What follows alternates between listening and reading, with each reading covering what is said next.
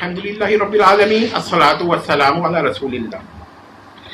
آج کا جو موضوع ہے وہ بڑا ٹیکنیکل ہے اور علم کلام سے تعلق رکھتا ہے، اور یہ اٹھایا ہوا بھی ہے کہ کلمہ اور کلام میں کیا فرق ہے۔ اور یہ کیوں مسئلہ اٹھا؟ کیونکہ ہمارے وہاں کلام اللہ غیر مخلوق ہے۔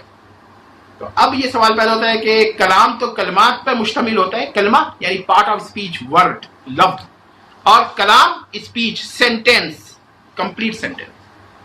تو سوال یہ پیدا ہوتا ہے کہ بھائی حضرت عیسیٰ علیہ السلام اگر کلمۃ اللہ ہیں تو وہ کیا غیر مخلوق ہیں یا مخلوق ہیں؟ تو یہاں پر دو جواب ہیں۔ ایک تو جمہور کے مسلک پہ دو جواب ہے، اور جمہور اور غیر جمہور کو ملا لیں تمام اہل سنت کے مسلک پر ایک جواب ہے۔ اب میں جمہور کے مسلک پر جو وہ جواب دوں گا جو بہت کم لوگ دیتے ہیں، وہ یہ کہ دیکھیے کلام اللہ کا دو قسم کا ہے، ایک کلام لفظی اور ایک کلام نفسی۔ کلام نفسی تو قدیم ہے، اور جمہور اہل سنت کے نزدیک کلام لفظی حادث ہے۔ جب کلام لفظی وہ ہے جسے ہم کہیں گے کہ اسپیچ آف ورڈز، اور کلام نفسی کو اسپیچ آف میننگ کہتے ہیں۔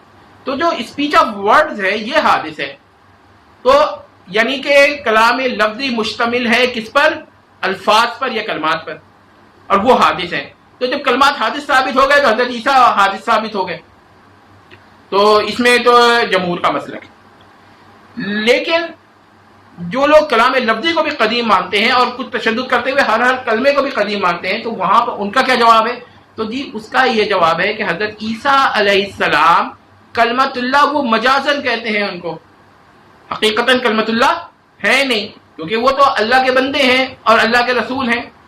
تو جو شخص اللہ کا بندہ ہو، اللہ کا رسول ہو، اس کو اگر کلمہ کہیے گا تو یہ مجاز ہوگا، تو وہ حقیقتاً ان کے یہ بھی ایک جواب ہے۔ تو حضرت عیسیٰ علیہ السلام کو جو کلمت اللہ کی طرف نسبت دیتے ہیں کلمت اللہ میں، تو یہ کون سی نسبت ہے؟ یہ نسبت تملیکی اور تشریفی ہے۔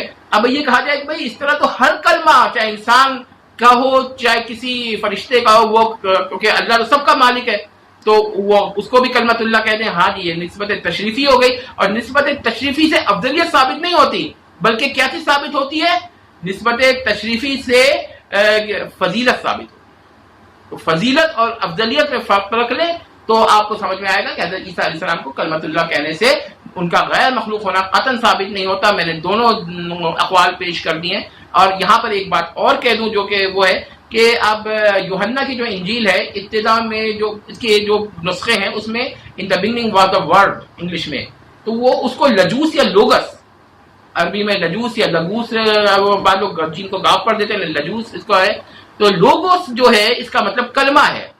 تو ابتدا میں کلمہ تھا، in the beginning was the word, یعنی کہ ابتدا میں کلمہ تھا، کلمہ خدا کے ساتھ تھا۔ یہ کون ہے؟ یوحنا کی انجیل، اور کلمہ خدا تھا، یہ ان کا قول ہے۔